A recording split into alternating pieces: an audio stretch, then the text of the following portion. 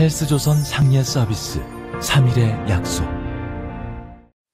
네, 여러분 안녕하세요. 오늘이 수요일입니다. 4.15 총선은 다음 주 수요일입니다. 단순 계산으로 투표는 딱 일주일 남았습니다. 중앙선관위가 조사한 바에 따르면 20대 총선 때 유권자의 47%는 투표일 일주일 전쯤 돼서야 비로소 지지 후보를 결정했던 것으로 드러났습니다. 유권자의 절반은 투표 일주일 전까지 누구를 찍을 것인지, 어떤 당을 찍을 것인지 결정을 못하고 있다가 투표 일주일 전인 오늘부터 슬슬 마음을 정하기 시작했다고 합니다. 다시 말해 5만 가지 여론조사가 난무했으나 다 쓸데없고 오늘부터 승부는 시작된다는 뜻입니다.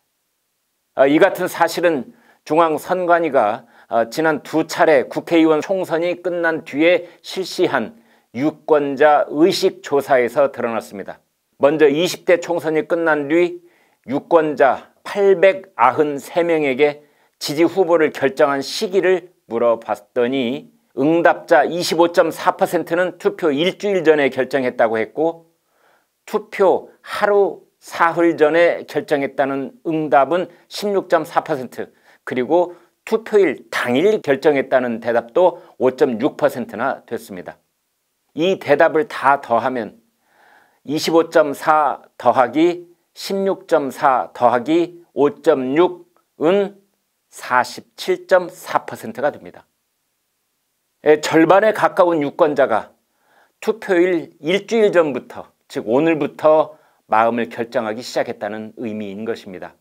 19대 총선이 끝난 뒤에도 비슷한 조사를 했는데 그때도 역시 투표일 일주일 남기고서야 비로소 지지 후보를 결정하기 시작했다는 응답이 39.3%였습니다.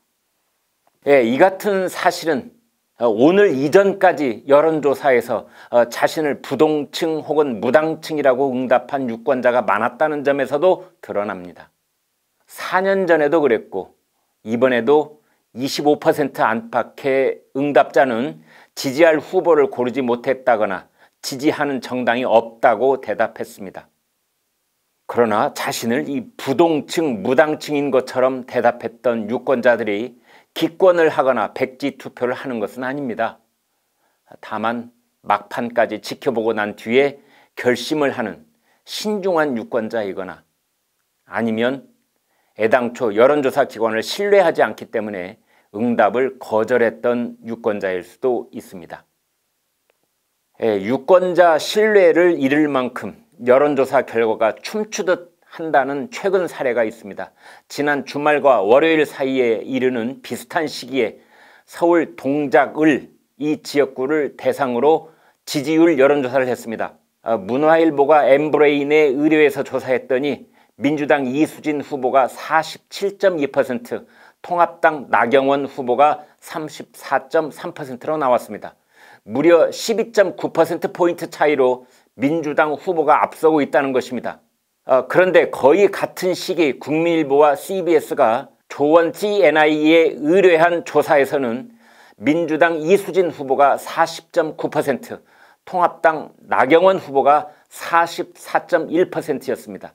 오차 범위 이내긴 하지만 오히려 통합당 후보가 3.2%포인트 앞선 뒤집어진 결과가 나온 것입니다.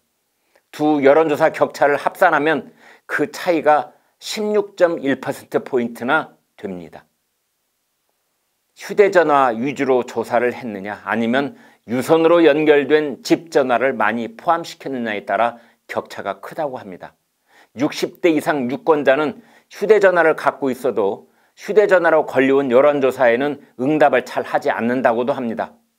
이런 유권자는 아예 전화를 끊어버리거나 아니면 지지 정당이나 후보가 없다며 통화를 짧게 끝내버렸을 수도 있습니다. 내일 9일 목요일부터는 여론조사 공표가 일괄적으로 금지됩니다.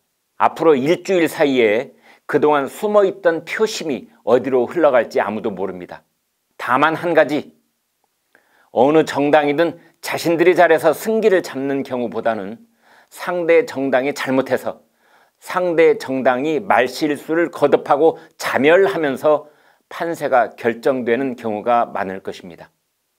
다시 말씀드리지만 선거 전에 내놓았던 정책, 이슈, 공약, 그리고 인물 됨됨이 이런 것들은 국회의원의 의정 활동에 거의 영향을 끼치지 못합니다. 우리는 더불어민주당 금태섭 의원에게서 뚜렷한 경험을 했습니다. 금 의원은 조국 법무장관 임명에 반대하고 공수처 설치에 반대했으나 국회의원 개인의 주장은 허공에 흩어지고 말았습니다. 아니 오히려 그의 공천 기회를 날려버리고 말았습니다. 21대 국회에서는 금태섭 같은 의원을 구경할 수 없을지 모릅니다. 국회의원은 당선증을 받아든 순간 숙명적으로 다음 선거를 생각하지 않을 수 없고 다음 선거에서 공천을 받으려면 당명에 순종하는 수밖에 없었다는 것을 우리는 지난 수십 년 동안 지겹도록 지켜봐야 했습니다.